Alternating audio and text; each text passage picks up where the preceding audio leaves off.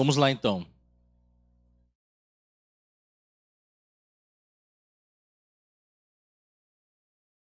Aí para você acompanhar. Jesus sabia que os fariseus tinham ouvido dizer que ele batizava e fazia mais discípulos que João, embora Jesus mesmo não os batizasse, e sim seus discípulos. Assim deixou a Judéia e voltou para Galiléia. Então aqui tem uma informação importante. Jesus estava já preocupado que a fama estava crescendo e ele precisava ir para um outro lugar fazer a missão. Então, veja, ele está saindo da Judéia, que é Jerusalém, aquela região emblemática, e ele está indo para Galiléia, para um outro lugar, para Nazaré, por exemplo, da onde ele recebe o nome, Jesus de Nazaré. Então ele está indo para Galiléia. E, olha lá, no caminho teve de passar por Samaria. E isso traz para nós uma conexão interessante, guarda esse versículo. No caminho, teve de passar por Samaria. Chegou ao povoado samaritano de Sicar, perto do campo que Jacó tinha dado a seu filho José. Um outro lugar emblemático, histórico, não é? Poço de Jacó. O poço de Jacó ficava ali. E Jesus, cansado da longa caminhada, sentou-se junto ao poço por volta do meio-dia. Cansado por quê? De Jerusalém ou da Judéia para Galiléia era em torno de 170 quilômetros. Então Jesus até Sicar, ele estava no meio do caminho, um pouco menos, vamos falar 40% do trajeto. Então faltava 60 e era meio-dia. Então imagina, o sol no lombo, né? Terra de pó.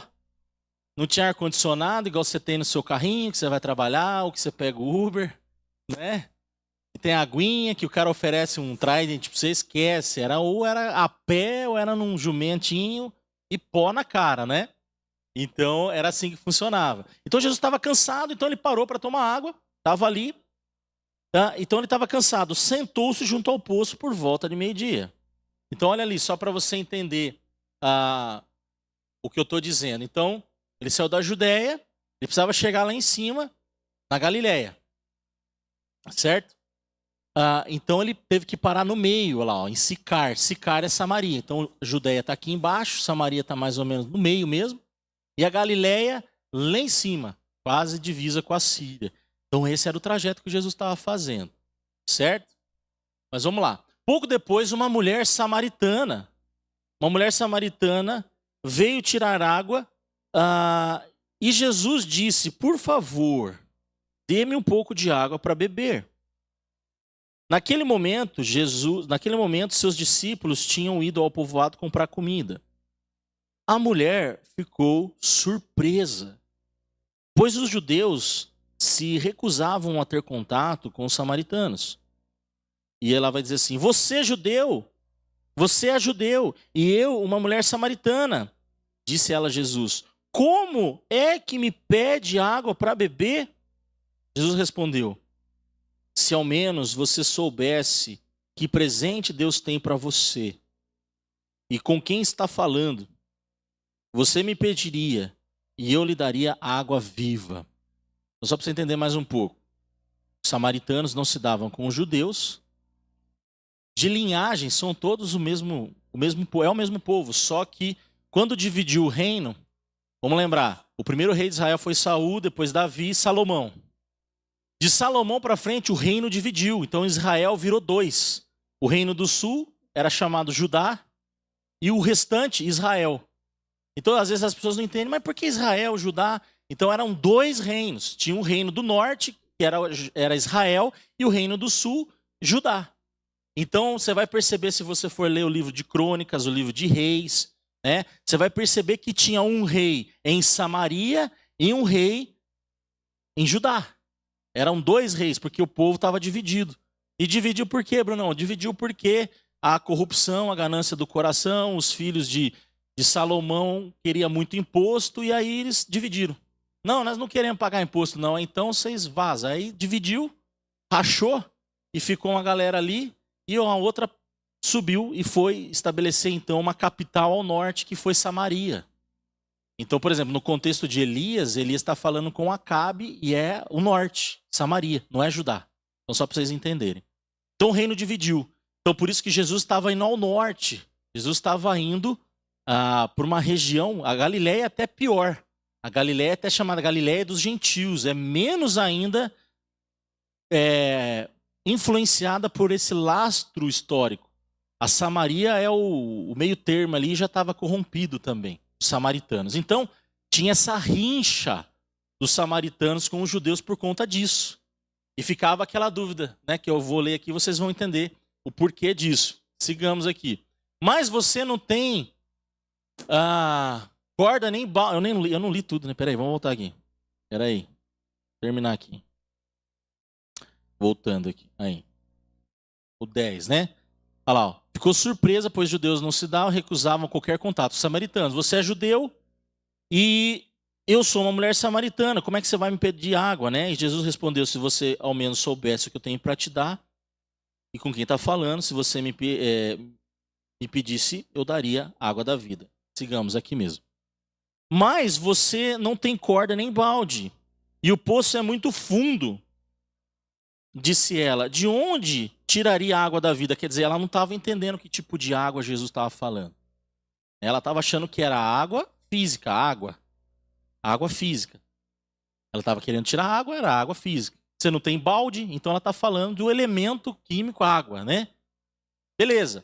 Além do mais, você se considera mais importante que o nosso antepassado Jacó.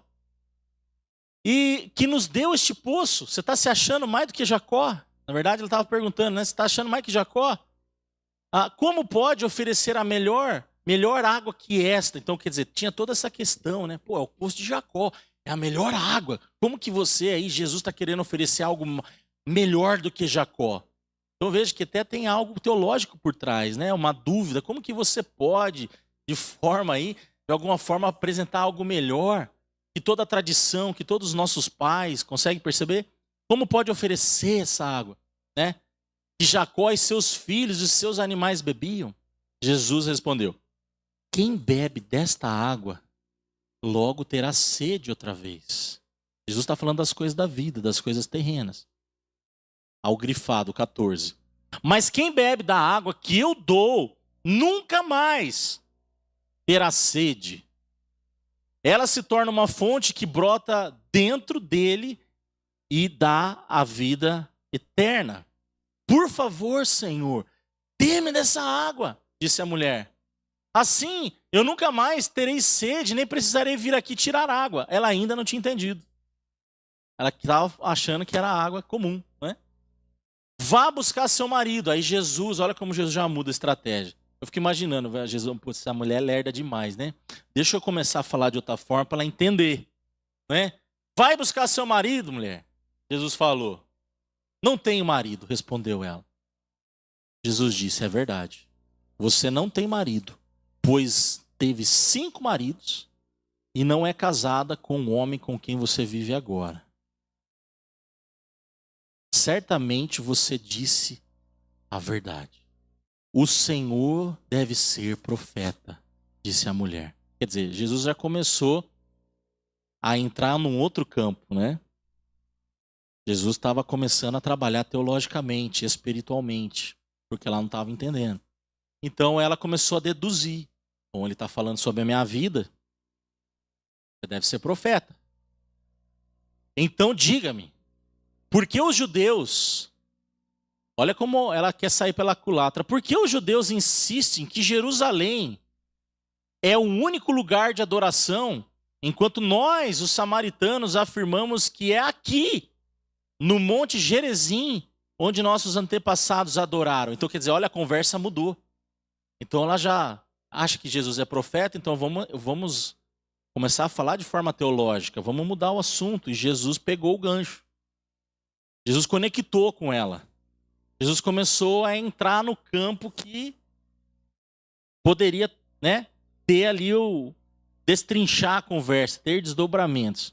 Mas ela começou a questionar. É aqui que a gente tem que adorar, em Samaria? Lembra que eu falei? Então, eles estão em outro lugar. Não está no lugar comum que era Jerusalém. Eles estão em Sicar. Eles estão em Samaria. Jesus respondeu: creia em mim, mulher. Está chegando a hora em que já não importa se você adora o Pai neste monte ou em Jerusalém. Eu sou mais importante que qualquer lugar. Não é? Vocês, samaritanos, sabem muito pouco a respeito daquele a quem adoram. Nós adoramos com conhecimento, pois a salvação vem por meio dos judeus. Então Jesus estava colocando ela no lugar dela, né? Mas está chegando a hora, e de fato já chegou, em que os verdadeiros adoradores, e esse a gente conhece bem, adorarão o Pai em espírito e em verdade. O Pai procura pessoas que o adorem deste modo. Esse versículo a gente conhece, né? Banda, grupo de louvor, né? É muito conhecido. Esse é o modo, essa é a expectativa de Jesus. Pois Deus é espírito e é necessário que seus adoradores o adorem em espírito e em verdade. A mulher disse: eu sei que o Messias